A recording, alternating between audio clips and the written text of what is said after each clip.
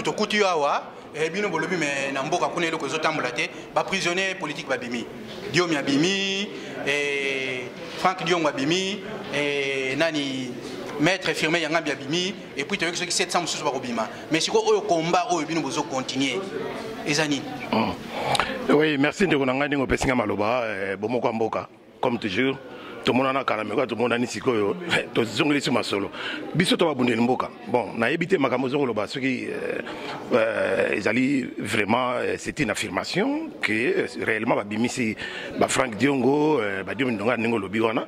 Mais moi je pense que na ba formation jusqu'à l'heure actuelle, to ebi que lo mona na salamité. Donc, il y a zigzag, il y a IDPS pour faire plaisir, pour distraire le peuple. Nani Chifoube, Félix Tshisekedi, Chilombo. Il y a démarché dans le monde, mais il y a coincé quelque part dans le moto, il y a PCA. Mes respects, président Franck Diongo, est-ce que vous avez libéré vos nakati? Bon, naza na kati ya prison na bimina note. Bon, naza na kati ya prison na bimina note. Bon, naza na kati ya prison na bimina note.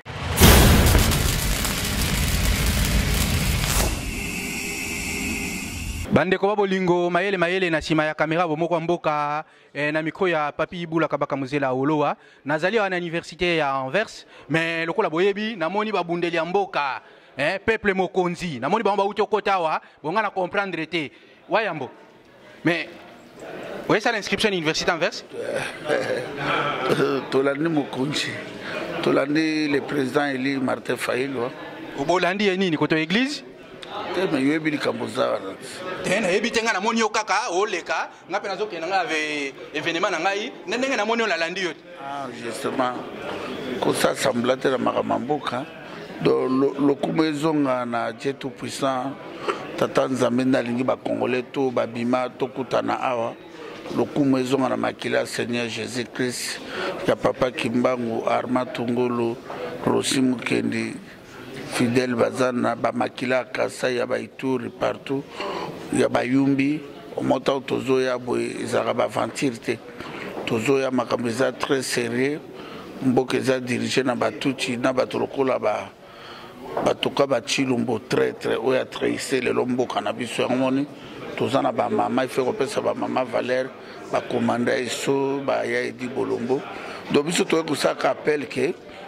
samedi lobby vendredi le 15 tozobenga bana Genève Zurich président Rosalana président élu de notre pays Rosalana Genève Martin Fayulu samedi azo marché na ba congolais tout ba diaspora tout ya France ya Belgique ya Allemagne boye bango ke marche ya muneno eza démonstration ya force ko lakisa ke peuple congolais na 4 coins ya Congo ba votaki président Martin Fayulu objectif na biso mission na biso ke toko continuer ba bêtise ya bote malgré mboka sa occupation 2006 Jean-Pierre Mbemba azui ba botoli 2011 Tshisekedi azui ba botoli 2018 Chilombo yena kanambi ba okani basali coup d'état contre le peuple congolais bon biso bina tozalaka na kota ba élection te po biso tobi ki mboka na biso za diriger na ba Rwandais mais comme te bande ko na biso ba kende ki na magamba ba élection yango tozo soutenir président Martin Fayulu po biso tulinga moto muibite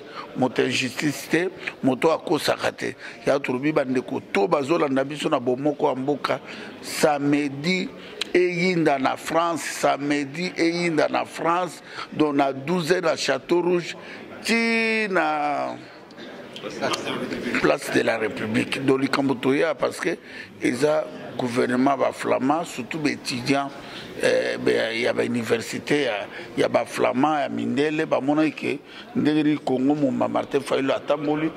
Mota 62% ola matanatro na Congo a matite mota 15% négocié ya obe étudiant ba bengi ba yoka Martin Fayulu etaki biso ba diaspora ba congolais ba bundelia ya mboka elongona ba mamoto ba vandia wa ba tosu ba oti Hollande ba oti bisere ngwana to ko soutenir président de la République Non, marche on a toujours que marche moko ya ba valeur parce que tous comprendre que combattre ba anti-valeur ou ba sali lelo normalement combat il fallait que si na année autotique ko banda il fallait que si là déjà mais ba tout musu ba lingi biso to continuer toujours na ko marcher mais to ko se fatiguer te ba to ba ya ebele marcher Martin Fayulu ko marcher na biso ensemble tous a besoin ba leader ou ba za permettre ya peuple parce que ba yebi souci ya peuple Martin Fayulu depuis qu'il chasse ba monique aza toujours na front ce qui lelo Chilombo aza wana za ko bénéficier na lita Martin Fayulu parce que na 2015 ni tété Martin Fayulu ni Kanamba nga changer constitution ça veut dire Martin Fayulu aza ko incarner ba valeur au biso toza ko soutenir lelo donc bato baya ebele bana Paris mobimba bana Londres bamboka tout o ils a pembe na France boya ebele donc samedi et Koinda Mabe c'est toute la première fois qu'on a que peuple congolais a manifesté au Isali ba droit na ye ya ko réclamer vérité désir ne parce que tout ça là qui en 2011 malheur pour Nabiso parce que devant nous il y avait un aventurier comme Tshisekedi qui a fait tout pour escroquer le peuple congolais mais cette fois-ci avec Martin Fayulu aza encore jeune en tout cas à kolachete et ezakaka na monokoti tozokende na bango na lumbe parce que soki ba yo quitter na maloba ne to kende boyete to kosuka na bango na lumbe. Merci beaucoup pour tout okuti awa bino bolobi mais na mboka kuna eloko ezotambola te ba prisonnier politique babimi Diomi abimi Frank Diongo abimi nani maître firmé Yangambi abimi et puis tu ceux qui 700 mususu bakobima mais siko oyo combat oyo bino bozo continuer ezani. Oui, merci de konanga ndingo pesinga maloba bomoko mboka comme toujours tout le monde a kalameko tout le monde a nisikoyo to zongeli sur masolo biso to babundeli mboka bon na ebité makambo zongoloba ceux qui ezali vraiment c'était une affirmation que réellement babimisi ba Frank Diongo ba Diomi ndonga ndingo lobi wana mais moi je pense que na ba formation jusqu'à l'heure actuelle to ebi que lo mona na salamité. Donc, on ezali ba zigzag ya bataba ya IDPS pour faire plaisir, pour distraire le peuple. Nani Chifoube Félix Tshisekedi Chilombo. Yé azako ko démarcher na ndenge na mais ayebi ke azali coincé quelque part na moto ya PC o ya PC pouvoir. Au monde de gazo sala ba manœuvre wana. Ndenge mo pe ba kosi pe ba na niveau ya Kisasa, toujours IDPS. Ba oko sa ba na niveau ya Kisasa ke Martin Fayulu non, Bango bazali soutenu par la diaspora. Que Chivoube, Tshiseke, Chilombo, Félix, Azoko Sabatuke, Bango bazali soutenu la diaspora. Mais tu es contredire Bango pour le contraire que voilà, la diaspora tout entière est derrière le commandant du peuple, Martin Fayulu m'a dit. Zela. Ok, donc tu as Martin Fayulu. Donc nous sommes à l'université, il y a Anvers, Antwerpen. Tu es pour soutenir toujours Martin Fayulu. Oui, Banamboka. Mais respect président Frank Diongo Zanga Inokono Bokechi Wayambo. Est-ce que oza libéraux bozaka na kati? Bon, naza na kati ya prison na bimina noté. Ok, Nzambe abatela yo, tous ensemble na yo, yeba yango ke cause na yo eza juste. Oza mubundela mboka, o sacrifier vie na opo na mboka wana. Biso tobi ke tozalaka na yo, so tolandaka makelele ba information balabala te. Soko zalaki libanda me olinga ko benga nga noko olobake noko na bimi me loko zali wana yeba yango ke motako bimiso te. Nzambe nde motako bimiso wana. Po cause na yo ezali juste. Donc, courage mingi noko nangai. Merci, merci. Ok, bandeko, Teuti Kolanda, président Frank Diongo en direct à prison ya Makala. Donc, pour nous confirmer bino, bomboko ya mboka ezali vérité. Moi na mboka Frank Diongo na minito yo, na montre na ngai tozali 18h55. Donc, moi na mboka Frank Diongo, azana na prison, mutabimisi na azate, tozali sanza ba mama, na kozape ba mama, mama, tomoni yo awa likamoni.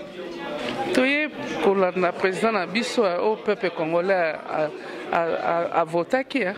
Oui mais maman, totanga ki na bilili na nzela singa tolandi ke mwana mboka Frank Diongo abimi, mais ye wana utolo na téléphone kazana na prison. Nini? Et komi lisaponge o lipate. Biso nsto yebi o nyo sezo le kana Congo. Kabila olingate ba opposant na babima. mais attendez-les, chaque chose à son temps. Attendez les bêtises, un jour, barobimaka, baza en espoir, barobimaka. Tu es bien abimité, mais barobima. Mais maman, Kabila Kendate, Kabila tika pouvoir, Kabila. Kendate, Kabila Zasima ya Kisekedi, biso stoye bien au Kabila Kendate, Kabila Zasima Kisekedi, mais toyebi que un jour à Kokende, alinga lingate. Amutaoza c'est quoi zate? Akotika pouvoir wana un jour. OK, maman, toyoki que marche ezali na France, message na bandeko mama mususu pour la mobilisation eza ndenge ni. Ezaka bana mboko batambola, batelema kaka ndenge balobaki ke population nini soulèvement, comment on appelle ça? Ezaka ke bon, tout baka ko to monter les ranzambe parce que bandeko bazana ba prison ndenge ye mukonzi sika ndenge balobi ya koti na pouvoir, non bandeko musu bakangaki bango, non il faut ba bimisa bango pourquoi ba bimisi bango te. Il fallait ba bimisa bango pas kozana ba prison te. Il faut ba bimisa bango. D'accord, mituna yangai mituna yangai biyano ya peuple mokonzi. Bana mboka boyoki appel, boyoki ba vérité. Donc biso tozali ko couvrir conférence ya ndeko Martin Fayulu. Tozoke nango malembe boko vivre nyonso. Sima kitalata la bomoko ya mboka pena mikwa papi Ibula. Ciao. Les internautes. Boboko ya Boka.